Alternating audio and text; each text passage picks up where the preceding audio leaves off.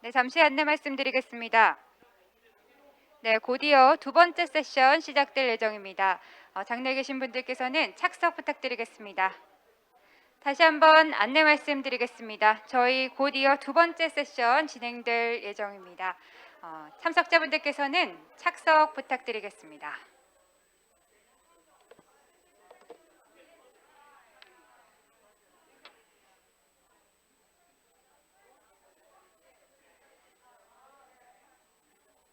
네, 다시 한번 안내 말씀드리겠습니다. 잠시 후 35분부터 저희 세션 두 번째 세션 시작하도록 하겠습니다. 참석자분들은 착석 부탁드리겠습니다.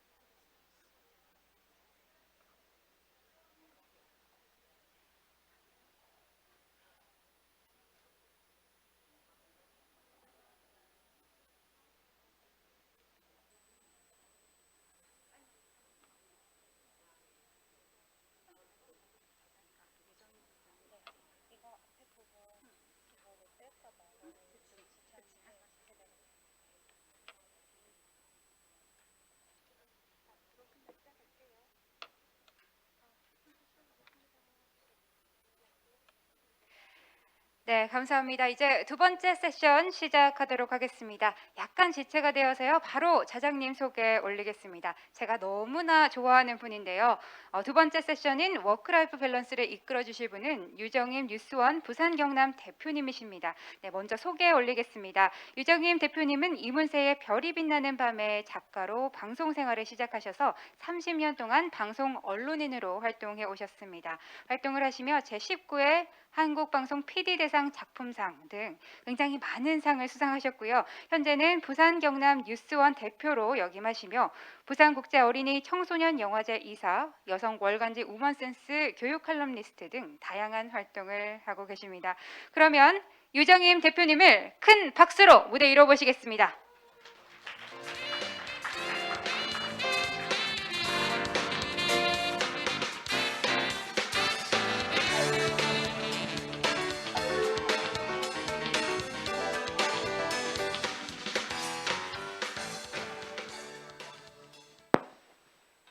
네, 감사합니다.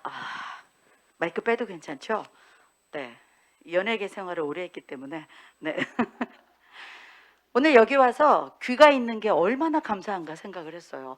마스크 끈을 걸어주는 이 귀에게 감사하시고 한 번씩 줄도 당기세요. 귀가 너무 아프실 거예요. 너무 좀 귀가 피곤하다 이런 생각을 좀 하게 되네요. 네, 안녕하세요. 저는 부산 경남 뉴스원 대표로 일하고 있는 유정임이고요. 저희 회사는 로이터 통신하고 같이 국제 뉴스를 전달하고 있고 전국 16개 지역에 본부를 두고 가장 빠르게 정치 뉴스를 아마 보시면 많으실 거예요. 뉴스를 전하는 뉴스통신사입니다. 오늘 제가 맡은 세션은 워크-라이프 앤 밸런스라는 이 생활과 삶에 있어서 여성들에게 일과 직장, 생활과 삶, 이 일과 생활 속에서 어떤 균형을 맞춰가야 하는가에 대한 이야기를 함께 나누게 될 겁니다. 두 분의 발표자 그리고 두 분의 패널이 준비가 돼 있으십니다. 국내외에서 초청돼 오셨는데요. 첫 번째 발표해 주실 분, 외국에 이렇게 많이 나가시면 이름을 잘못 부르면 굉장히 서운하시죠. 그래서 제가 확인했습니다. 제 발음이 좀 어떨까 해서. 네, 첫 번째 발표해 주실 분은 요하노 노르네바르트 주한 네덜란드 대사님이십니다. 네, 우리 대사님은 좀 2019년 8월에 한국으로 넘어오시기 전에 폴란드와 멕시코에서 외교관으로 근무하셨고요. 스리랑카에서 네덜란드 대사로 4년 동안 근무하신 이 네덜란드를 대표하는 여성 외교관으로 지내오셨습니다. 기후변화 그리고 성평등 이런 이슈에 대해서 아주 확고한 견해를 갖고 계시다고 하는데요. 발표 토론을 통해서 이 대사님의 귀중한 견해를 알아보는 시간을 갖겠습니다. 일과 삶의 균형, 이 네덜란드가요 OECD의 워라밸 지수의 1위 국가라고 합니다. 35개 나라 중에 대한민국의 지수는 32위. 굉장히 꼴찌에 가 있는데요. 과연 네덜란드 여성들은 어떻게 1위로 네덜란드에서 워라벨 1위를 지켜가고 있는지 그 영상부터 먼저 보시고 이야기를 듣도록 하겠습니다. 먼저 동영상 보여주시기 바랍니다.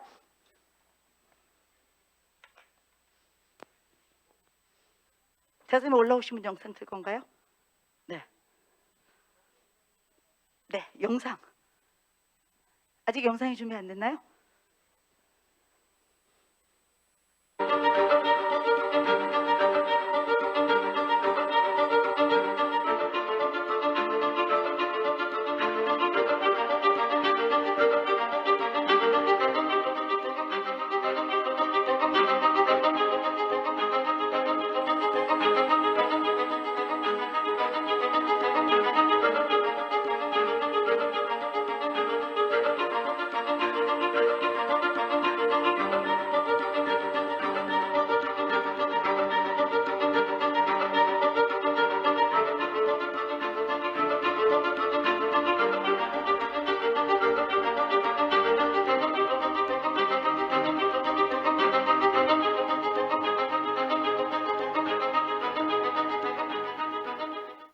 네, 영상 보셨고요. 소개해드린 우리 대사님 요하나 노르네바르트 대사님 큰 박수로 환영해 주시기 바랍니다. 무대 위로 올라오십시오.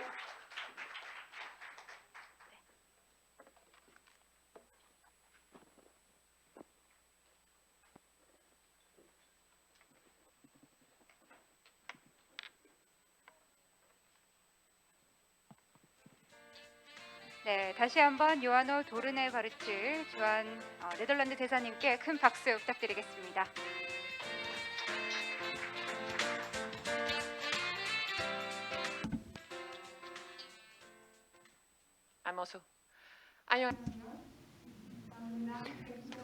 네, 안녕하세요. 반갑습니다. 함께하게 되어서 기쁩니다.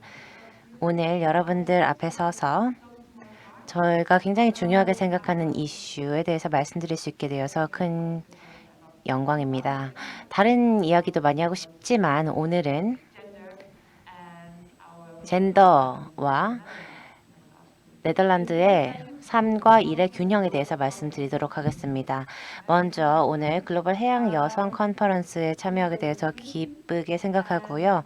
저에게도 굉장히 중요한 기회가 되고 있습니다. 저의 네덜란드의 이야기와 제 개인적인 경험을 좀 여러분과 공유하고 싶습니다. 그럼 발표를 시작하겠습니다. 지난 2년 동안 제가 한국에서 생활을 하고 있는데요. 대사로 일한 지는 4년 정도 됐고요. 사실 대사로 일한다는 게 굉장히 이상한 일입니다. 특히 이런 코로나 환경에서 어떤 여행이나 이런 여러 가지 활동이 제한된 상황에서는 더더욱 그렇네요.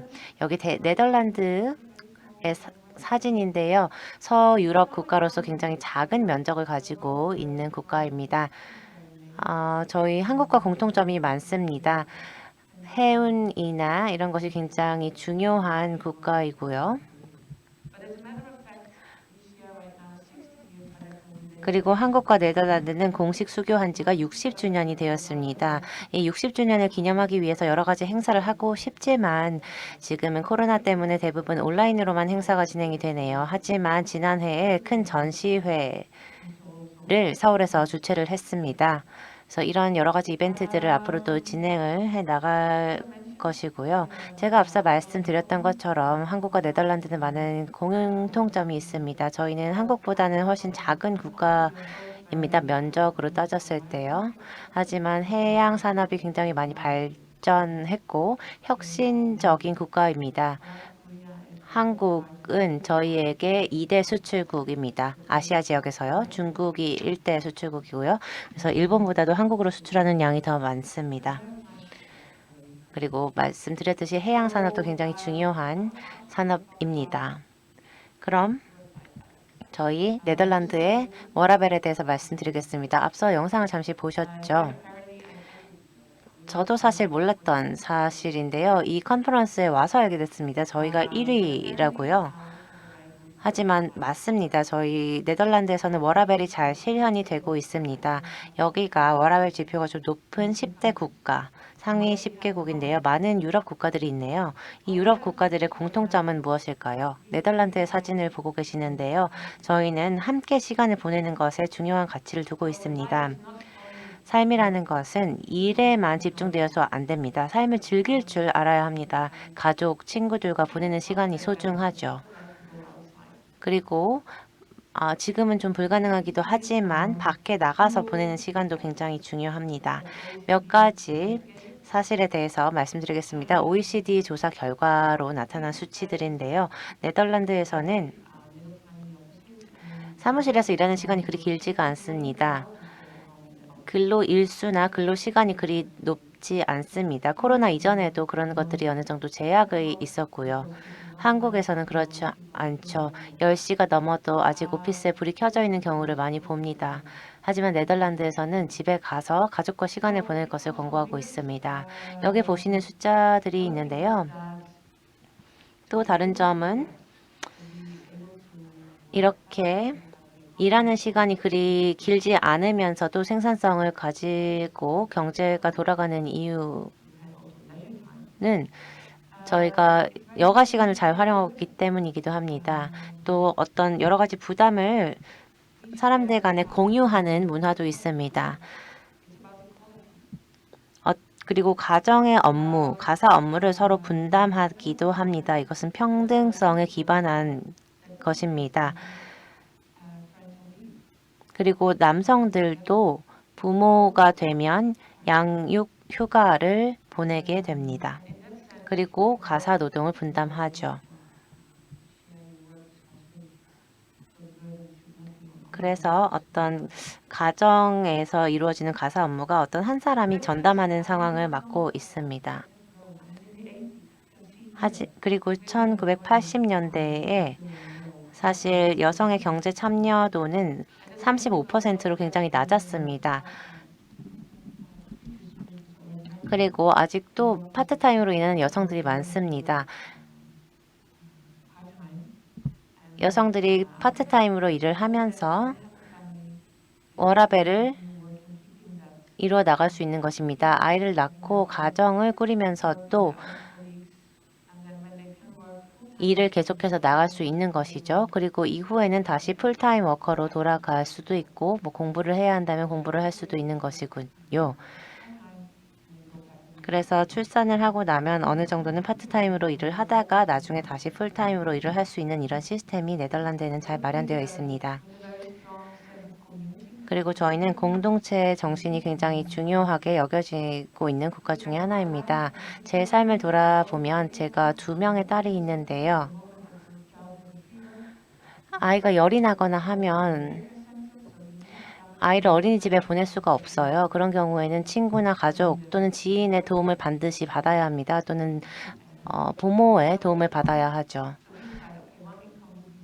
그래서 이런 상황에서 2명이 일을 하는 것이 적합하지 않다라는 생각을 했습니다. 그래서 1명이 일을 하더라도 우리가 필요한 정도의 수입은 얻을 수 있으니까 1명은 아이와 시간을 보내자 이런 결정을 할 수 있었죠.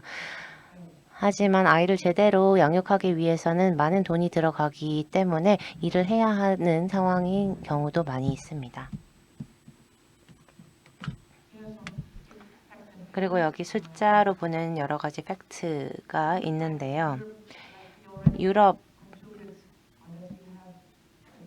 경우에는 어떻게 보면 양성평등이 이루어진 것 같지만 꼭 그렇지는 않다는 말씀을 드리고 싶습니다.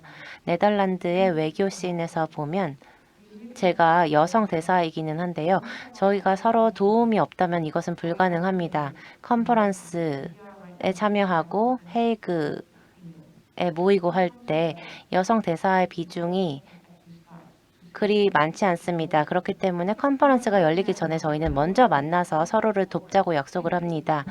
남성들은 마이크를 잡고 행사를 이끌어 갑니다. 여러 사무총장이 중요한 말씀을 하시고 뭐 여러 가지 행사들이 주로 남성 위주로 이루어지는 경우가 많습니다. 하지만 저희 여성 대사들도 우리의 목소리를 듣게 해야 하지 않을까? 우리 서로 지원을 하고 도와주자 이런 약속을 항상 하고는 합니다.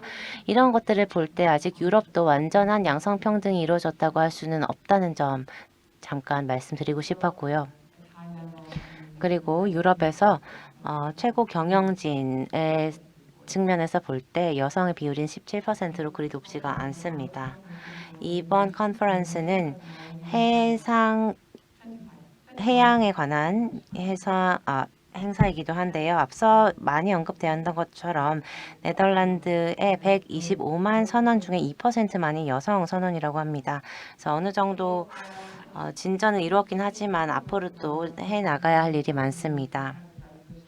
그럼 왜 이렇게 다양성이 중요하다고 이야기되는 것일까요? 많은 과학적인 증거가 있기 때문입니다. 만약에 여성 이사진이 있는 회사가 있다면 더 많은 환경을 만들 수 있고 보다 지속 가능한 경영 환경을 만든다고 합니다. 분쟁도 줄어들고 실적도 높아진다고 합니다. 따라서 많은 기업들이 이러한 점을 최근에는 인지를 하고 여성 이사진을 구성하기 위한 노력을 하고 있습니다. 하지만 쉽지는 않은 일입니다. 네덜란드에서는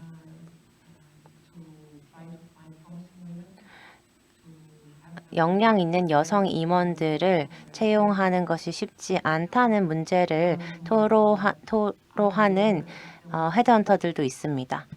하지만 많은 노력이 이루어지고 있고 앞으로도 가야 할 길이 먼 것도 사실입니다. 그리고 다양성이 실현되면 여러 가지 혜택이 있다는 점을 말씀드립니다. 이것은 젠더 이슈뿐만이 아니라 장애인이라든지 국적, LGBT 이런 여러 가지 측면에서 봤을 때 다양성을 실현하는 것이 중요하다는 말씀을 드리고 싶은 것입니다. 이들은 이렇게 다양성이 있는 집단은 다각적인 시야를 제시할 수 있고 사실 우리 사회가 그런 모습이잖아요. 단순하게 동일한 사람들이 살고 있는 것이 아니라 다양한 모습이 사회를 살아가고 있기 때문에 그 다양성이 여러분의 조직에 그대로 반영이 된다면 더 좋은 문화를 만들 수가 있습니다. 그래서 말씀드린 것처럼 저희가 많은 진보를 이룬 것 같지만 아직도 가야 할 길이 멀습니다. 한 가지 사례를 말씀드리고 싶습니다. 저희 모두 어떻게 보면 굳어진 견해를 가지고 있다고 말씀드리고 싶습니다. 유럽에서 최근 시작한 프로젝트가 있습니다. 고정관념을 깨자라는 프로젝트인데요. 초등학교에서부터 6살, 7살부터 적용되는 프로그램입니다. 교사가 선장, 경찰, 그려봐 이렇게 이야기를 하면 아이들이 그림을 그리기 시작하는 것이죠. 그리고 아이들이 그린 그림을 공유합니다. 그리고 그 그림에 이름을 붙이죠. 그래서 이 그림과 이름을 보고 교사가 이야기합니다. 이분들을 우리 교실에 초대하면 너무 좋지 않겠어요? 그럼 애들이 네 좋아요 그러죠. 그러면 파일럿이나 뭐 의사나 이런 분들이 이제 교실에 옵니다. 헬멧을 쓰고 들어와요. 그리고 헬멧이나 스카프를 벗었을 때 여성입니다. 그러면 아이들의 얼굴이 굉장히 재밌습니다. 아이들이 파일럿을 이야기할 때 남성을 생각하는 경우가 많거든요. 그렇기 때문에 여성들도 파일럿이 될 수 있어 이런 꿈을 실어주는 어떤 고정관념을 깨자는 프로젝트를 저희가 지금 시행을 하고 있습니다. 특정 직업군이 특정 성별로만 구성된다는 고정관념을 깨야 합니다. 이것이 양성평등을 위한 길이고요. 이런 것을 어릴 때부터 좀 개념을 심어주는 것이 좋다고 생각을 합니다. 그리고 또 중등교육에 가서 아이들이 어떤 공부를 하고 싶을지 선택권이 주어지게 되는데요. 예를 들어서 엔지니어가 되고 싶은 경우 또는 해양 분야에서 일을 하고 싶은 경우 특히 여성 전문인을 초청해서 또 렉처를 하는 시간을 갖습니다. 그리고 이러한 초청된 강사가 여러분과 함께 언젠가 일하고 싶다 이런 이야기를 하면서 아이들에게 영감을 주는 것이죠. 그래서 아이들이 나도 안지니어가 될 수 있어. 나도 크레인을 운영하는 사람이 될 수 있어. 이런 꿈을 가질 수 있게 됩니다. 그래서 이러한 열린 기회를 통해서 아이들이 새로운 기회를 탐구하고 또 양성평등에 대한 개념을 깨우쳐 나갈 수 있도록 하고 있습니다.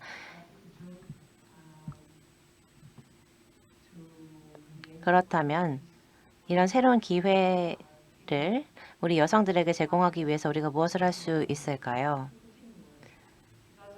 여성들이 계속해서 일을 이어나갈 수 있도록 어떤 노력을 할 수 있을까요? 요즘은 디지털 시대라고 하죠. 사람들이 디지털 시대이기 때문에 집에서 일을 하다 보니 워라밸을 구현하기가 굉장히 좋겠다 이런 생각을 하는 경우가 많습니다. 또 여성들이 컴퓨터를 잘 다루기도 하죠.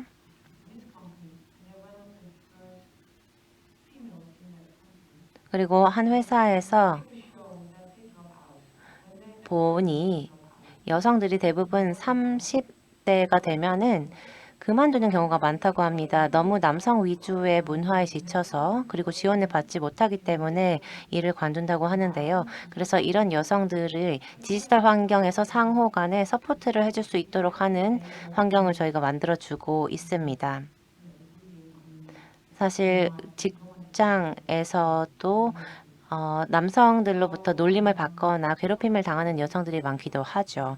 그래서 여성들끼리 어떤 네트워크를 구성을 해서 서로를 도와주는 것이 굉장히 중요할 것이고요. 이런 움직임이 유럽 차원에서 일어나고 있습니다.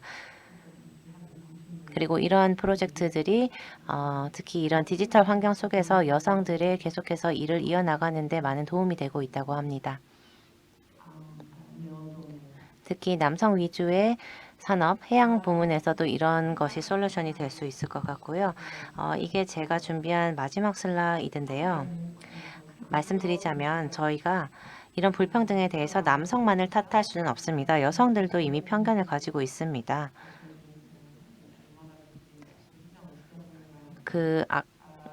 어떤 수술실에 들어갔더니 내 아들이라 수술할 수 없어 라고 했던 의사가 알고 보니 여자였던, 엄마였던 이런 사례 이런 걸 보면 여성도 편견을 가지고 있다는 것을 알 수가 있죠. 여러분들이 바로 여성으로서 목소리를 먼저 내야 합니다. 그리고 편견을 깨고 롤 모델을 찾아야 할 것이며 아이들에게 평등의 원칙을 가르쳐야 할 것입니다. 그리고 또 중요한 사실이 아이들에게 교육을 하는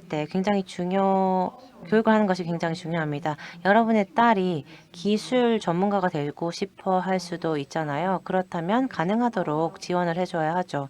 또 아들들도 마찬가지입니다.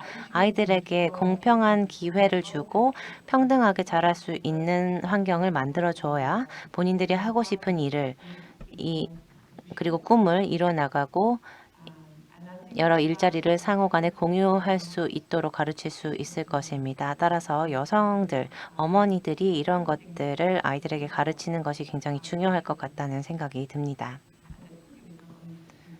그리고 요리를 여성만 하는 것이 아니죠. 남성들도 할 수 있습니다. 그래서 말씀드리자면 우리가 이야기하는 이 문제들이 여성 문제가 아니라 공동의 책임의 문제라고 이야기를 드리고 싶고요. 앞서 말씀드렸듯이 여성들이 서로 간에 경쟁을 하고 있지도 하지만 사실은 우리는 서로를 도와줘야 하는 공동체입니다. 다른 여성들에 대해서 항상 긍정적인 이야기를 해주고 서로 성장할 수 있도록 서포트를 해주도록 합시다. 그리고 저의 마지막 한마디 이 워라밸을 원한다면 제가 배운 경험을 통해서 배운 것인 것이기도 한데요. 저희 업무 환경에서 많은 압박을 받고 있죠. 우리가 잘할 수 있다는 것을 항상 증명하고 싶어 하죠. 하지만 우리 모두에게는 24시간만이 주어집니다. 하지만 일을 하면서도 아이들과 함께 시간을 보내고 가족과 시간을 보내고 싶어 하죠. 이런 상황에서 우리가 스스로 선택을 해야 합니다. 우리가 원하는 우리의 시간을 지켜내고 수호해야 합니다. 기타를 배우든지 어떤 다른 취미 활동을 하든지 나를 위한 시간을 확보해야 합니다. 사람들이 이것 좀 해줄래? 이런 이야기를 할 때, 이 일 좀 해줘 할 때 거절할 수 써야 합니다. 나의 시간을 스스로 지켜내야 합니다. 저에게 이게 굉장히 중요한 조언이 되었기 때문에 여러분들에게도 말씀을 드리고 싶습니다. 모든 사람들이 여러분에게 도움을 청할 것입니다. 일을 요구할 것입니다. 하지만 나를 위한 시간은 내가 스스로 챙겨야만 한다고 꼭 말씀을 드리고 싶습니다. 그리고 이게 네덜란드에서 진행하고 있는 프로그램들인데요. 스포츠, 기술직 이런 부분에서도 여성들이 잘 하고 있습니다. 사실 여성이 인구의 절반이잖아요. 이들을 적극적으로 활용을 해야만 하는 것은 당연한 일입니다. 네, 이것이 바로 양성평등입니다. 양성평등을 위해서 함께 노력합시다.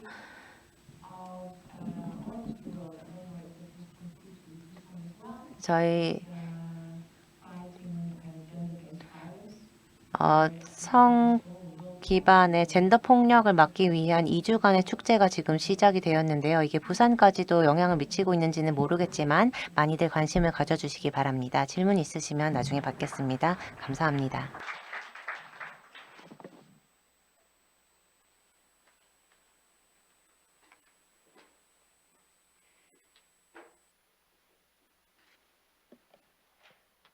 네. 마지막 말씀이 굉장히 임팩트 있는 것 같습니다. 저도 가끔 왜 일을 하냐고 물을 때 돈 벌러 나온 게 아니라 나를 찾으러 나왔다. 이런 얘기를 굉장히 많이 합니다. 여러분들 스스로 얼마나 나를 찾고 있는가에 대한 생각, 그리고 엄마로서도 은퇴할 나이가 있다는 생각을 요즘엔 적극적으로 함께 하고 있습니다. 자, 이번에 다음 발표자를 만나시게 됩니다. 안타깝게 이 자리에는 못 오셨고요. 저희가 영상으로 만날 분을 소개하도록 하겠습니다. 사우디의 양궁 선수 국가대표단 코칭님이신데요. 사라즈드 루카닉 코칭님이십니다. ATC 컴퍼니에서 대표로 근무하셨고요. IMC 병원에서 보안의학부서 총괄로 근무하셨던 경험이 있습니다. 그 후에 알림 인터내셔널에서 10년 동안 대표 생활을 마치시고 현재는 사우디아라비아 양궁 선수 국가대표단 코치로 근무 중이십니다. 네, 사라자드 루카니 코치님, 밸런스 비트윈 워크 앤 라이프 어떤 생각을 가지고 계신지 영상으로 보도록 하겠습니다.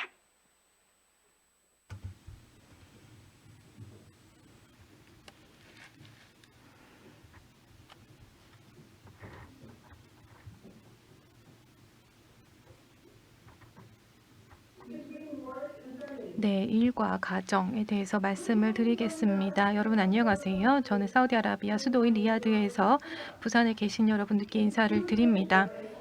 이렇게 기쁘고 또 영광스럽게 1차 글로벌 해양 여성 컨퍼런스에 초청을 받아서 매우 기쁘게 생각을 합니다. 네, 돌아가신 저희 아버지와 또한 할아버지 그리고 그 세대 전에 여러 조상님들께서는 아마 제가 이렇게 참석하는 걸 굉장히 기뻐하실 겁니다. 왜냐하면 저희 가족 중에는 이 대서양을 건너는 여러 선박의 또한 선장님들과 또한 또 해기사분들이 많은 그런 가족이기 때문입니다. 저는 5명의 아이가 있고요. 또한 아내로서 또한 일과 삶의 균형에 대해서 많은 고민을 하고 있습니다. 정말 시간이 부족합니다. 24시간이라고는 하지만 어떤 때는 정말 아무 시간도 없는 것처럼 시간이 정말 순식간에 가버립니다. 하루 일과를 생각해 보면은 좀 시간이 너무 부족하기 때문에 어떻게 하면 내가 좀 쉬는 시간을 또 확보하고 또 운동도 하고 또 사람들과 어울릴 시간을 확보할까 고민을 많이 합니다. 제가 종교적인 이유로 저희 아이들에게 이 양궁과 수영 그리고 또 승마를 또 가르치고 있는데요. 이 수영과 또한 승마를 제가 몇 년 동안 연습을 하고 나서는 제가 이제 양궁을 배우게 됐습니다. 이걸 연습하고 또 아이들에게 가르치는 것이 저의 일상에서는 굉장히 기쁜 일상이 되고 있습니다. 네, 그 외에도 이 사회적으로도 봤을 때도 이 양궁이라는 것이 이 또 재활을 위해서 아주 좋은 운동입니다. 여러 가지 도움이 되는데요. 스트레스도 해소할 수 있고 또 휴식도 취할 수 있고 또한 집중력이나 자신감 그 외에도 체력을 쌓는 데도 도움이 됩니다. 또한 인내력과 그리고 근육 운동을 조절하는 데도 도움이 됩니다. 굉장히 도움이 많이 되는 운동이고요. 그리고 누구든지 시작을 할 수가 있습니다. 현재 체력에 관계없이 시작을 할 수가 있습니다. 특히 굉장히 바쁜 어머니들, 여성들 또 학생들에게 추천하고 싶은데요. 왜냐하면 스트레스를 해소하는 데 도움이 되고요. 멀티태스크를 하다가 너무 피곤할 때 그리고 또 데드라인 맞추느라 피곤할 때 너무 그럴 때는 굉장히 좋은 운동이 됩니다. 그리고 여러분들이 어떤 자신의 목표에 집중하는 데도 도움이 됩니다. 이 양궁을 연습을 해보면요. 자신의 개인적인 목표를 마치 이것이 인생의 목표인 것처럼 더 집중을 해서 성취를 하는 데 도움이 됩니다. 저에게 어떤 철학이 있고요. 또한 각각 목표를 가지고 또 인생에서 자기가 원하는 목표에 집중을 하고 있습니다. 우리가 자신을 위해서 세운 그런 삶의 목표들인데요. 이 관역을 향해서 우리가 이 화살이 날아가면 이것이 아주 빠르게 지나가면서 목표가 또 달성이 되게 됩니다. 그 결과와 관계없이 일단 화살을 쏘면 그것으로는 이제 결과가 나오게 됩니다. 따라서 우리가 원하는 목표를 얻기 위해서는 잘 집중을 해서 활을 쏘아야 합니다. 우리의 인생도 마찬가지입니다. 우리의 인생의 목표를 달성하기 위해서 항상 노력을 하고 있습니다. 우리는 현재에 집중하면서 살고 있습니다. 바로 이 우리의 화살이 빠르게 날아가는 그 집중해야 되는 그런 순간들이 있습니다. 이 관역을 향해서 집중을 하고 그리고 더 잘 쏘기 위해서 노력을 해야 됩니다. 그 목표가 무엇이든 간에 바로 현재에 집중하는 것이 굉장히 중요합니다. 예를 들어서 저희 팀에는 여러 선수들이 있는데요. 그 뇌 수술을 받은 경우들이 있습니다. 그래서 질병을 이겨낸 학생들 그리고 예를 들면 ADH나 난독증이나 아니면 그런 소극적인 아이들 같은 경우에 처음에는 이렇게 사람들과 어울리는 것에 대해서 자신감이 없는 경우들이 있습니다. 이런 학생들이 집중력을 높이는 데 굉장히 도움이 되었고요. 그리고 여성들이라든가 아니면 또 의사분들 그리고 많은 분들이 이 양궁을 또 즐기면서 더 에너지를 얻고 더 힘을 얻는다라고 이야기하는 경우도 있습니다. 또 한 가지 또 중요한 부분이 있는데요. 그분들이 이 양궁을 하고 나서 이 양궁장을 떠날 때 더 기분이 좋고 뭔가 뿌듯함을 느낀다라는 것입니다. 저도 개인적으로 생각을 해보면 저도 자동차 사고로 인해서 그 뇌졸중을 2번이나 겪었습니다. 그때는 정말 이 너무나 우울한 그리고 너무나 힘든 그 바다에서 허우적대던 때였습니다. 말하는 것, 숨 쉬는 것 그리고 걷는 것도 제가 다시 배워야만 했습니다. 그 당시는 제가 다시 이 깊은 심해의 바다 속에서 스스로 헤엄쳐서 나올 수 없을 거라고 생각을 했습니다. 그런데 이 양궁이라는 것이 저에게는 잠수함 같은 역할을 해서 제가 이 깊은 바다 속에 빠져 있다가 정서적으로 그런 기분이었다가 이제 다시 물 위로 올라오는 데 도움을 주었습니다. 제가 처음으로 이 훈련을 시작을 했을 때 저의 몸은 정말 말을 듣지를 않았었습니다. 제가 마치 오케스트라와 같았는데요. 그치만 모든 악기들이 정말 다른 음악을 연주하고 있었습니다. 저는 그때 관역을 제대로 볼 수도 없었습니다. 그냥 저 끝에 있는 그런 사격장 끝에 뭔가 동그란 접시처럼만 보였습니다. 의지라든가 그리고 물리적인 또 심리적인 치료를 통해서 제가 좀 더 조절 능력이 개선됐고요. 이것이 제가 완벽한 심포니를 연주할 수 있도록 도움을 주었습니다. 그때 특히 흥미로웠던 것들이 있는데요. 제가 처음에 이 양궁을 시작을 했을 때 제가 호흡하는 그런 패턴이 바뀌는 것을 발견을 했습니다. 제가 호흡하는 방식이 완전히 그런 다른 리듬에 따라서 움직였습니다. 제 몸의 모든 움직임의 다이나믹과도 다 연결이 되어서 이제 호흡을 하게 됐는데요. 예를 들어서 제가 집중을 정말 해야 되는 순간에는 숨을 딱 참고 조절을 합니다. 그리고 누군가 제 이제 몸에 이야기를 하면서 이 양궁의 목표, 그러니까 관역에 맞추기 위해서 제 몸을 조절을 하는 겁니다. 이 양궁은 굉장히 오래된 운동 종목인데요. 이것이 어떤 면에 있어서는 어떤 영적인 단련에도 도움이 됩니다. 제가 이 양궁을 해보니까 그동안 예를 들어서 제가 좀 더 일찍 양궁을 배웠더라면 이런 것들을 이룰 수 있겠다 하는 것들이 생각이 들었습니다. 특히 어린 시절에 배웠으면 좋겠다라는 생각이 들었습니다. 그렇기 때문에 제가 이 저희 자녀들에게 양궁을 가르쳤습니다. 그러니까 뭐 문제를 해결하고 그리고 우리가 살면서 겪는 문제를 잘 이겨내는 데 도움이 됩니다. 특히 지금 팬데믹으로 인해서 아이들이 학교에 잘 가지 못하는 상황이 굉장히 안타까운데요. 학교에 가면 우리가 또 양궁을 통해서 그런 것처럼 뭔가 체계적인 그런 질서 잡힌 삶을 배우는 데도 굉장히 도움이 됩니다. 그래서 이 양궁이라는 좋은 운동 덕분에 우리가 굉장히 보람찬 그리고 뭔가 자아를 실현하는 그런 삶을 사는데 저는 도움이 됐고요. 또한 아이들과 즐거운 시간을 보내는 데도 도움이 됐습니다. 여기 리야드에서는요. 여러 가지 재활 시설 중에서 저희가 1시간 동안 이 양궁을 또 가르치는 시간이 있습니다. 그래서 내원 환자들도 직원들에게 가르치고 있습니다. 스트레스도 해소하고 또 고통을 줄여주기도 하고요. 또 이것이 어떤 긍정적인 에너지를 환자들이 얻는 데 도움이 된다라고 합니다. 지난번 그 양궁 워크숍이 영스타운에서 개최되었는데요. 저희 여성팀이 바로 한국의 대표팀과 함께 또 있었습니다. 그때 굉장히 정말 가족과 같은 그런 즐거운 시간을 보냈는데요. 빨리 이 글로벌 위기가 끝나길 바랍니다. 그리고 자유롭게 여행을 해서 여러분들 직접 부산에서 뵐 수 있었으면 좋겠습니다. 네, 감사합니다.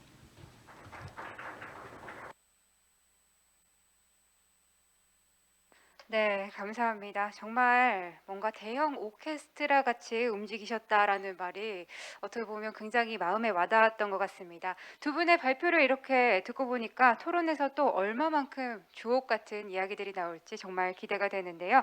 그러면 이제 토론자분들 소개 올리겠습니다. 네, 먼저 토론자분은 김자원 한국여성벤처협회 부산 경남 지회장님이십니다. 네, 김자원 한국여성벤처협회 부산 경남 지회장님은 조선 기자재를 취급하는 무역회사 삼화교육에서 14년 동안 근무하셨으며 AMS에서 동업으로 11년 동안 무역 업무, 해외 영업 등의 전반적인 회사 운영을 수행하셨습니다. 이러한 경험을 기반으로 2006년 보고통상을 창업하셔서 현재까지 운영해 오시고 계십니다. 보고통상에서 국내와 해외 조선 기자재, 엔진 부품, 플랜트 제품 등 수출입을 추진해 오고 계십니다. 또한 현재 마이스 산업에도 진출하셔서 새로운 판로를 개척하시고 계시며 본 세션을 위해서 이 자리에 직접 참여해 주셨습니다. 조금 있다가 무대 정리가 되면 무대 위로 모시겠습니다. 그리고 이어서 정윤경 텐기즈 쉐브로일 시스템 컴플리트 서티피케이션 프로세스 리드님을 소개 올리겠습니다. 네, 정윤경 리드님은 두원 공과대학교에서 컴퓨터 공학을 전공하셨습니다. 상해 복단대학교에서 중문학을 전공하셨고요. 또 쉐브론에서 근무를 하셨으며 10년 동안 한국, 앙골라, 중국, 카자흐스탄 등 여러 육상 및 해상 주요 자본 프로젝트를 수행하셨습니다. 네, 그리고 앞서 발표를 해주신 분이죠. 사하라즈드 루카니 코치님께서는 일정상 부득이하게 실시간 토론회는 참석을 하지 못하게 되셨습니다. 네, 지금 무대가 준비가 되었는데요. 그러면 멋진 발표해주신 유아너 도르네바르트 대사님 그리고 두 분의 토론자분 또 자장님까지 무대 위로 모시겠습니다. 여러분 큰 박수로 맞이해주시면 감사하겠습니다.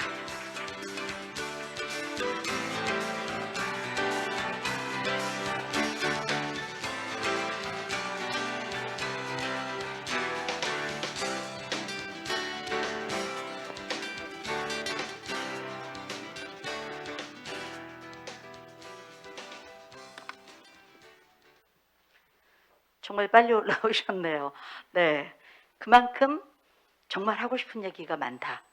이런 생각을 하신 게 아닐까 싶습니다. 정말 이 한국 해양업계에서 쟁쟁한 역사 또 경험을 가지고 계신 분들 오늘 또 무역업계에서 모시게 돼서 굉장히 큰 기쁨으로 생각을 합니다. 오늘은 일 가정의 이 밸런스에 관한 얘기를 저희가 나눌 거라서요. 일단은 제가 세 분께 공통적인 질문을 조금 드려보도록 하겠습니다. 이 통계청 그 사회조사 결과를 보니까요. 일과 가정이 모두 다 중요하다. 이렇게 얘기하신 분들이 인구의 절반, 점점 높아지고 있는 거죠.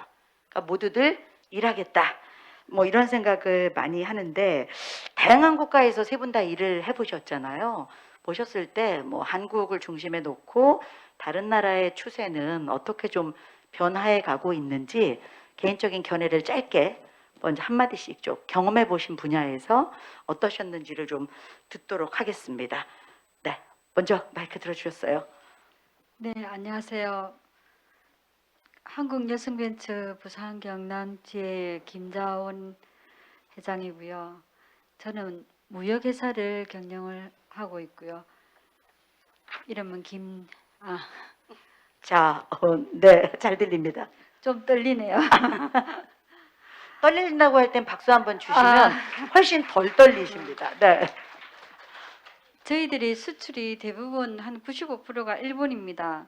그래서 제가 제일 아는 거는 일본의 해낭인데 지금 젊은 사람들이 대부분이 일본의 젊은 사람들도 웨라벨을 중심으로 해갖고 많이 움직이고 있는 걸로 제가 알고 있습니다. 자, 그러면 우리 옆에 정윤경 리더님. 네. 안녕하십니까. 석유 및 가스 산업에서 13년째 엔지니어로 일하고 있는 정윤경입니다. 워라벨은 비단 한국뿐 아니라 세계 대부분 사람들이 지향하는 삶의 형태라고 생각합니다. 특히 미국이나 좀 전에 네덜란드 대사관님께서도 말씀하셨듯이 서유럽 등과 같이 이미 경제 발전을 이룬 나라 사람들이나 또한 MZ 세대와 같이 젊은 사람들일수록 워라벨을 중요시 여기고 실천하는 것 같습니다. 네. 우리 네덜란드 대사님 아까도 말씀하셨지만 그 한국 여성들을 보면 이 워라벨에 있어서 어떤 느낌이 드시는지 개인적인 느낌을 좀 말씀해 주시겠어요? 네덜란드하고 비교했을 때 조금 한국 여성은 아직 좀 힘들겠다 이런 생각하세요? yes. 네, 좀 힘든 것 같습니다. 아까 말씀하신 것처럼 다른 국가에서도 모든 사람들이 워라밸을 위해서 많이 노력을 하고 있는데요. 제가 이제 대사관 내에서도 여성 직원들과 많은 이야기를 합니다. 특히 아이들이 있는 젊은 엄마들 어떻게 생활을 하는지 이런 이야기를 하면서 남편은 어떻게 일을 하고 있는지도 묻고 하는데요. 남편들은 요리도 안 하고 애들을 픽업하는 것도 안 하고 그래요. 이런 불평을 하는 직원들이 많이 있습니다. 하지만 모든 사람이 스스로 선택을 하는 거잖아요. 저는 한국에서 많은 어려움이 있는 것 같습니다. 여성들이 특히 아이들을 키워내야 하고 아이들을 키울 때에 어떤 좋은 학교에 보내야 한다는 경쟁적인 사회적인 문화도 있는 것 같고요. 그래서 사회가 또 서로에게 어떤 모습을 가지고 있는지 이런 것을 봤을 때 현재 상황을 해결하기가 단기간에 해결하기가 쉽진 않겠지만요. 한국만의 문제는 아닙니다. 네덜란드에서도 이런 일들이 있고요. 하지만 여성들이 서로 지원하고 파트너십을 가지면 좋겠습니다. 보이네요. 다 비슷한 구석이 좀 있지 않나 이런 생각이 들면서 오히려 또 다 같이 협심해서 이 문제들의 해결 방안을 좀 찾아야겠다 이런 생각도 듭니다. 자, 우리 김자원 지회장님께 제가 좀 질문을 드릴게요. 여성 벤처기업의 활동을 굉장히 오래 많이 하셨잖아요. 경험하셨던 얘기 중에 오늘 조금 같이 공유할 만한 이야기를 좀 주신다면 어떤 얘기 주시겠어요? 대부분 여성 벤처의 그 대표라기보다는 일단 중소기업의 형태의 사장들은 대부분 자금난에 허덕이지 않을까. 저도 마찬가지로 그랬으니까 지금도 그렇게 하고 있지만 그래서 처음에는 정말 일만 열심히 하면 된다고 생각을 했는데 지금은 그 기관에서 나오는 그 지원 사업 등 여러 가지 협업 등이 많이 있기 때문에 그거를 잘 이용하시면 좀 더 일을 하는데 그 회사를 운영하는데 도움이 된다고 생각하고 저도 도움을 많이 받고 있습니다. 그리고 제가 그 여성벤처 회원의 활동을 하면서 느낀 거는 일단 그럼으로써 제가 좀 더 그 활발하게 에너지를 가지고 그 하면서 좀 더 그 여성 여변의 그 대표님들이 하나하나씩 새로운 것을 찾아가면서 만들어나는 것들을 보고 느끼고, 그래서 저도 그거를 벤치마킹 하면서 지금은 여성 벤츠 협회 활동이 저에게는 서성인 것 같더라고요. 그렇게 생각하고 있습니다. 어려움도 있으실 것 같아요. 이게 네, 뭐 네. 남녀를 구분하자는 건 아니지만 네. 여성 벤처기업가들의 장점도 있지만 극복해야 될 어떤 단점, 또 애로사항 이런 건 어떤 거 꼽으시겠어요? 여자이기 때문에 뭐 어느 좌석을 간다든지 그렇게 하면 대부분의 집안 살림을 어떻게 하고 이렇게 늦은 시간까지 있냐라든지, 그게 통상적인 이야기인 것 같더라고요. 이렇게 항상 그 주위의 시선이라든지 그런 그 편견에서 좀 더 지워져야 되는데, 그런 부분을 어떻게 하면 탈출할 수 있을 건가? 우리 여성도 굉장히 중요하다고 생각합니다. 본인의 마인드를 나는 이것으로서 한계가 이거 있기 때문에 이만큼만 하면 돼라고 생각하는 것보다는 나도 여자나 남자나 똑같아라고 생각을 하면 그 어려움에서 좀 더 빨리 벗어나지 않을까라고 생각을 합니다. 그래도 지금은 나아진 게 예전에는 남편이 못 벌어요? 이런 얘기를 듣고 나온 여성들이 굉장히 많았어요. 뭔가 살림을 맡아서 하는 것처럼. 기왕에 마이크 드셨으니까 이제 무역 업무하고 해외 영업 분야에서는 굉장히 상당한 전문가이신 걸로 제가 알고 있는데 그 분야의 워라밸 문화는 어떻습니까? 이게 쉽지 않죠? 아예 없다고 보면 되죠. 그리고 제로. 예, 네. 슬프네요. 네. 아니 왜냐면 그 워라밸이라는 단어도 없었고요. 그러니까 지금 제가 60이 넘었거든요. 그러다 보니까 그 80년대부터 그런 정말 여자들이 열심히 하지 않으면 안 되기 때문에 오로지 거기만 갖고 뛰었기 때문에 워라밸이라는 그런 단어를 받아들이는 것 자체가 굉장히 생소했고, 그런데 이제 그걸 어떻게 애들하고 남편하고 같이 같은 생활을 할 수 있는가, 거기 굉장히 이제 중점을 뒀는데, 예를 들면 출장가 때 A를 데리고 가서 그 경험을 한다든지, 그 여러 가지 그런 시도를 해가면서 제가 워라밸의 문화를 제 나름대로는 즐긴 것 같아요. 네. 음. 우리 김자원 부회장님이 이제 열어주신 길을 옆에 우리 정윤경 리드님이 받으셔야 될 것 같아요. 선배들의 저런 노력으로.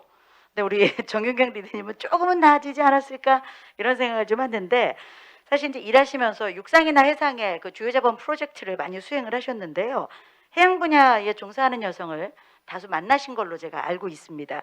특별히 다르게 느꼈던 점이 있으세요? 뭐 수적으로 뭐 열세 또는 여성의 역할이 어땠는지, 또 그녀들의 워라밸 문화는 어땠는지, 네, 좀 듣고 싶습니다. 해양이나 중공업 분야라는 것이 육체적으로 힘든 일이 많다 보니까 아무래도 남성에 비해서 여성의 비율이 작은 것은 사실입니다. 그렇지만 제가 만난 많은 해양에 종사하시는 여성분들은 매우 프로페셔널했고요. 또 자기 일에 엄청 자부심이 강하고, 또 지위가 또 많이 높았습니다. 저 또한 그분들을 이제 멘토 삼아서 열심히 일하고 배운 것에 자부심을 많이 느끼고요.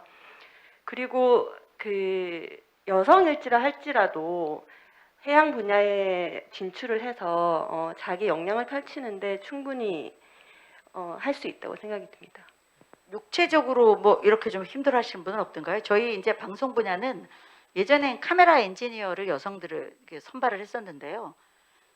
이렇게 카메라를 어깨에 메고 남성들을 헤쳐서 보도를 이렇게 하는 게 참 쉽지 않아서 한동안 또 뽑지 않았던 그런 적도 있었거든요. 근데 어떻게 보세요? 그거 갖고는 좀 해상 쪽에서는 뭐 그런 일이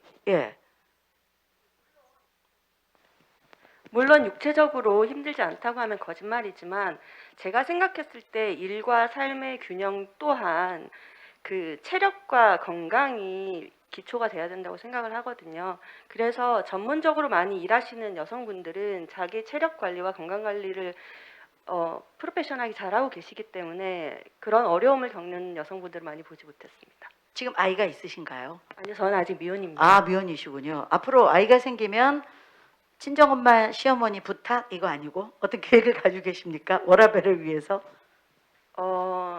그 서비스 업체를 이용해야 되지 않을까 아, 생각이 좋은 듭니다. 생각이에요. 서비스 업체. 아니면 저희가 나중에 또 당할 수 있기 때문에 서비스 업체를 활성화해서 네, 재치 있는 말씀 해주셨어요. 네, 우리 대사님께 제가 또 마이크 한번 넘겨보도록 하겠습니다. 우리하고 조금 이제 다른 문화 속에 계신 것도 같고 비슷한 문화에 또 계신 것도 같고 예, 그렇습니다. 네덜란드가 아까 1위였다. 굉장히 좀 부럽기도 한데 또 아까 어떻게 들어보면 아직 네덜란드도 우리하고 좀 비슷한 상황이기도 한 것 같다.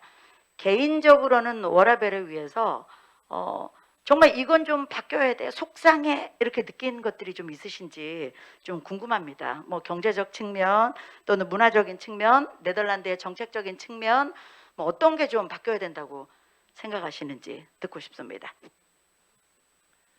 Let me start with 네, 정책적인 이야기를 그럼 좀 해볼까요?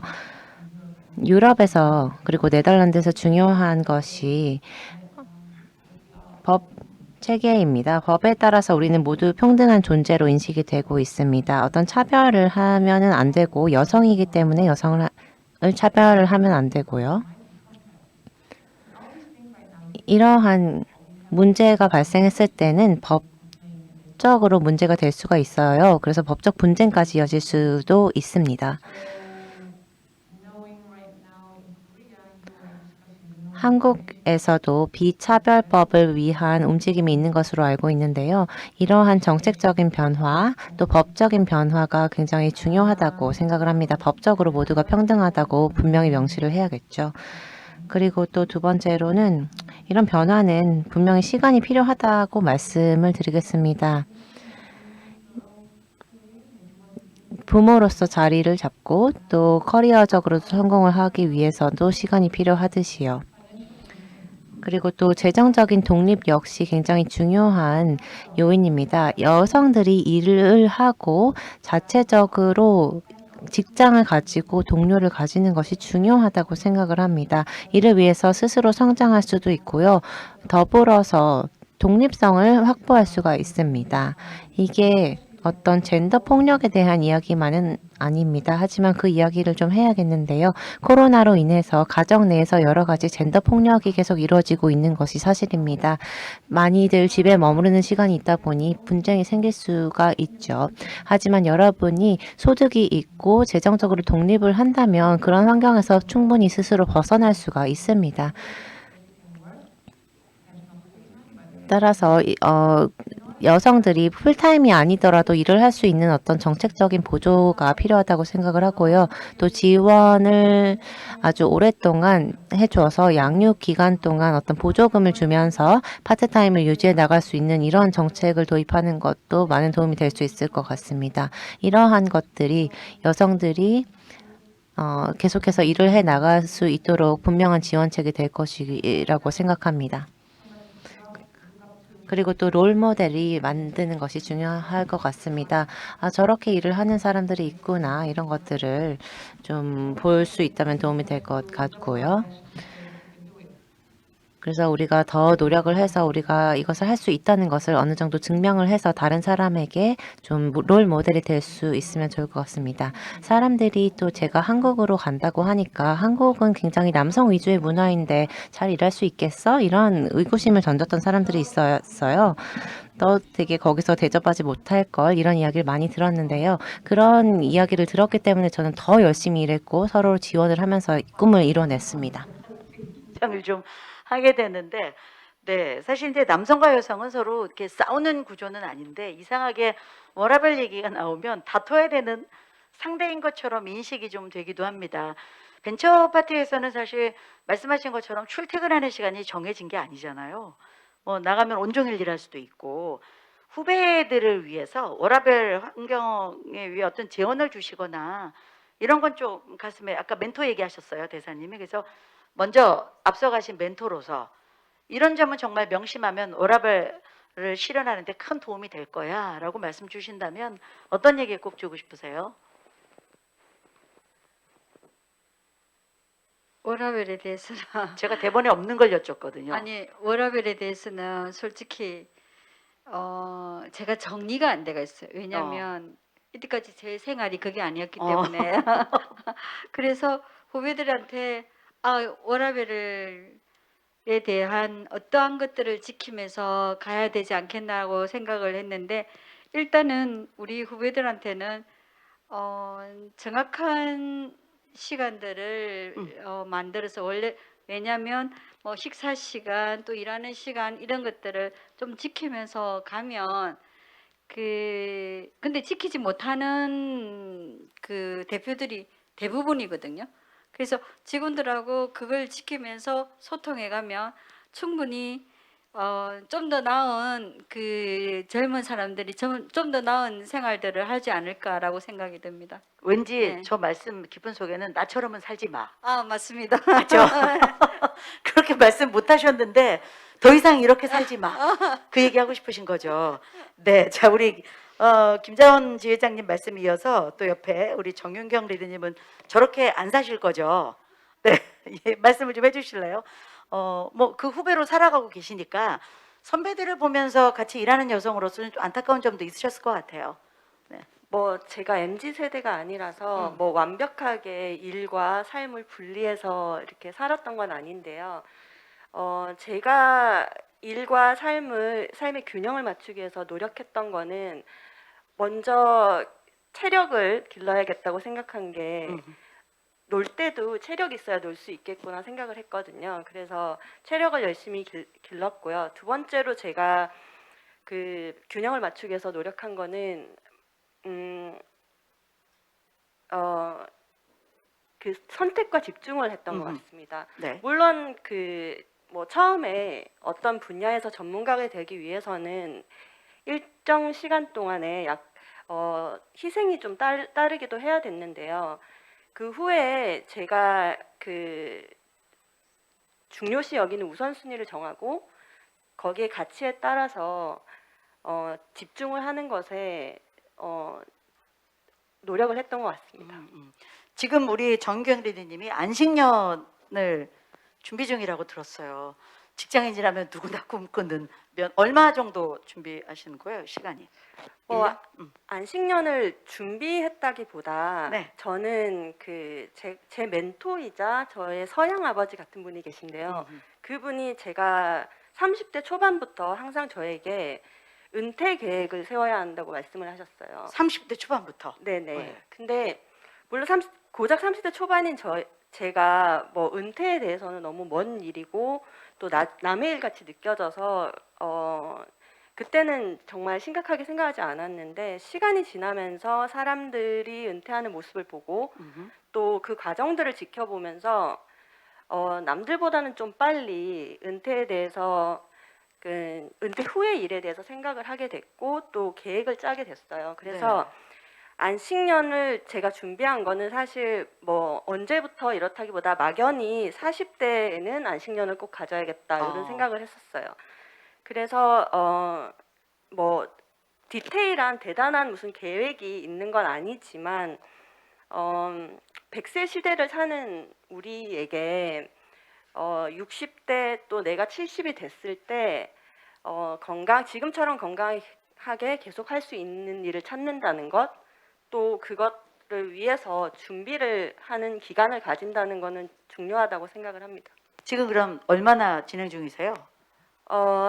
계획은요 한 네. 1년 정도를 생각하고 있는데 네. 뭐 여러 가지 버킷리스트도 클리어하면서 자기 개발에 투자하고 있습니다. 야, 옆에 계신 선배님께서 우리처럼은 살지 말랬잖아 하면 이제 흐뭇한 미소로 지켜보시는 것 같아요. 저도 44살에 1년간의 안식년을 가졌습니다. 그리고 다시 돌아오지 않을 이 1년의 휴식 원 없이 즐겼어요. 근데 이제 미국에 가서 도착한 첫날 아무도 저를 찾는 사람이 없는데 입꼬리가 올라가는 거예요. 드디어 내가 벗어났구나.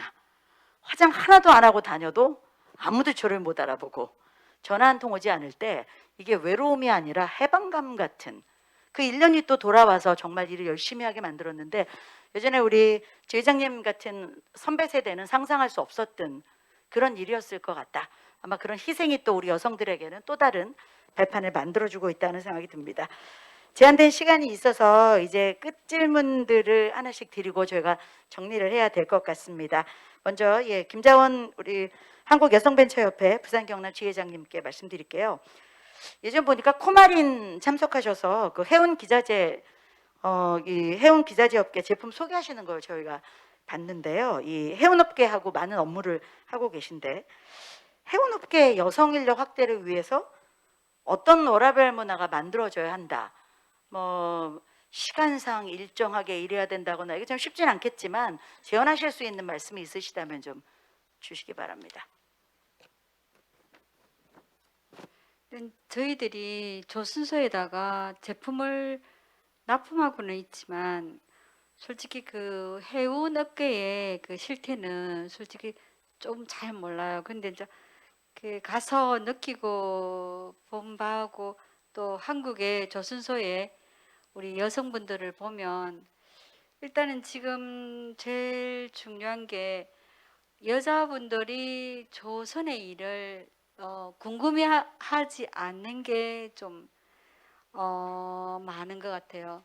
왜냐하면 모르기 때문에 막막하고 그래서 이 막막함으로 이 관심이 줄어들고 그래서 이런 그 해운업계를 어떻게 홍보하고 알리는가에 따라서 우리 왜 처음 어릴 때부터 그 애들한테 교육이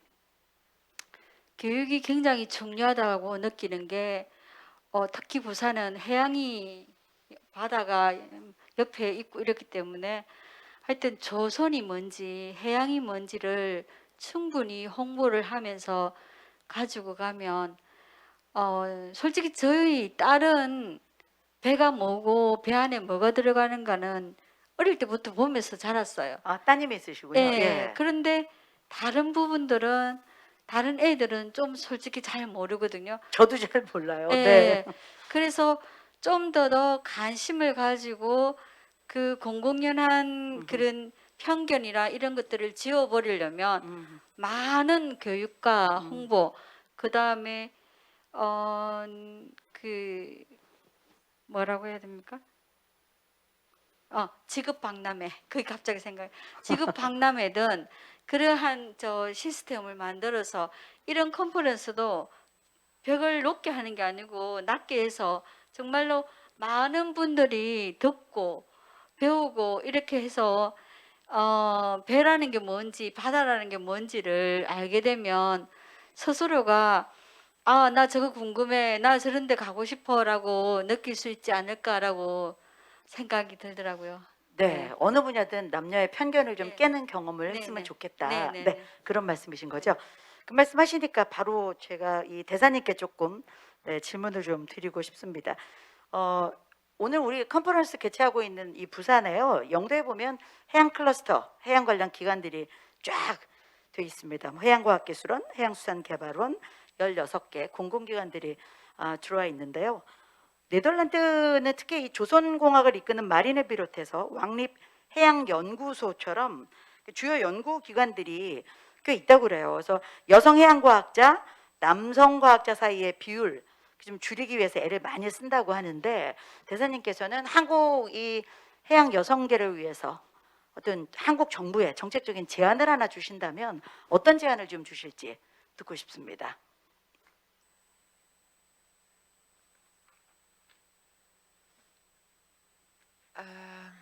That's difficult. Indeed, we have.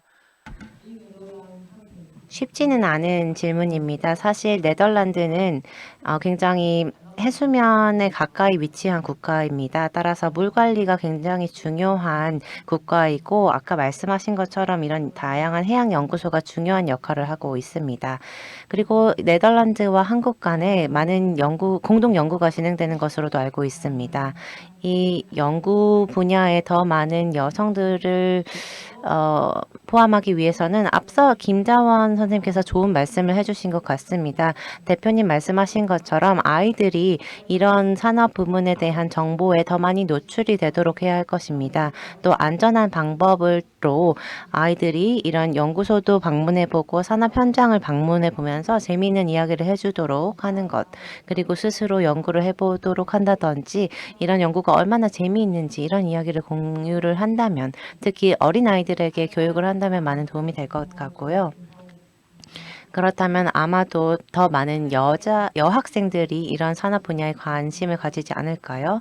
그러면 결국 연구나 과학자의 길로도 이어질 수 있을 것 같습니다. 그리고 좀 유연한 근무 시간이라든지 아동복지센터 이런 것들 역시 여성 인력을 좀 유치하는 데 도움이 될 것 같고요. 그리고 앞서 말씀드렸듯이 롤모델에 대한 이야기가 있었잖아요. 남성들도 양육 휴가를 써야 합니다. 법안이 현재 한국에서도 논의가 되고 있는 것으로 알고 있는데요. 만약에 남성들도 이런 양육 휴가를 필수적으로 취한다면, 그리고 회사에 가서 내일부터 나는 아빠가 되기 때문에 회사에 나올 수 없습니다, 이런 이야기를 할 수 있다면 그 자체로서 롤 모델이 될 수 있을 것입니다. 더 이상 회사를 가지 않는다든지 아니면 4시에 일찍 퇴근을 해서 아이들을 픽업한다든지요. 이런 것들을 또 고위직에서 젊은 층에게 보여주는 그런 회사 문화가 있다면 다른 직원들도 이것을 또 롤모델로 삼아서 양육휴가를 용기를 내서 쓸 수 있지 않을까요? 이런 방식으로 롤모델을 만들어가는 것도 도움이 될 것 같습니다. 생각을 함께 하고 가신 것 같죠. 우리 김자원 리더님이 이 마이크 그대로 받아서 앞으로 나의 남편이 될 사람은 이런 걸 좀 실현해 줬으면 좋겠다 이런 생각을 하시게 될 것 같아요. 한국 사회에서 여성이 특히 해양 분야에서 진취적으로 어떤 성취를 하기 위해서 좀 재현하고 싶은 얘기, 이 사회의 변화라든가 이런 것들이 좀 제대로 좀 세팅이 됐으면 좋겠다라고 생각하시는 분야가 있으시다면 개인 입장에서 좀 네. 어떤 특별한 분야에 대해서 뭐 개선을 해야겠다 이런 생각보다 저는 전반적으로 우리나라 그 워라밸 환경 개선을 위해서 사람들의 인식이 좀 바뀌어야 되지 않나 이런 생각을 합니다. 뭐 주 52시간제 뭐 이렇게 정부가 통제하는 이런 시스템이 아니라 육아휴직을 쓰는 게 당연한 한 게 됐듯이 직장 상사나 뭐 동료가 개인의 삶을 존중하고 인정해주는 그런 사회적인 풍토가 바뀌어야 되지 않나 생각을 합니다. 네. 세 분이 말씀하신 게 다 하나의 결로 움직이지 않나 하는 생각이 좀 들고요. 사실은 그 우리나라의 과학고등학교에 진학하는 아이들을 보면 거의 남학생입니다. 여학생은 제가 볼 때 한 10%도 되지 않는 것 같아요. 10명의 남학생 중에 1명의 여학생. 아직도 우리는 어떤 특정 분야는 남성, 특정 분야는 여성, 네, 또 그렇게 편가르고 있는 주요 부분이 좀 많지 않나 하는 생각을 좀 해보게 됐는데, 오늘 세 분이 말씀하신 그런 경험의 이야기들이 이런 변화를 이루는데 하나의 좀 초석이 됐으면 좋겠다 하는 생각을 하면서 오늘 토론 마치도록 하겠습니다. 고맙습니다.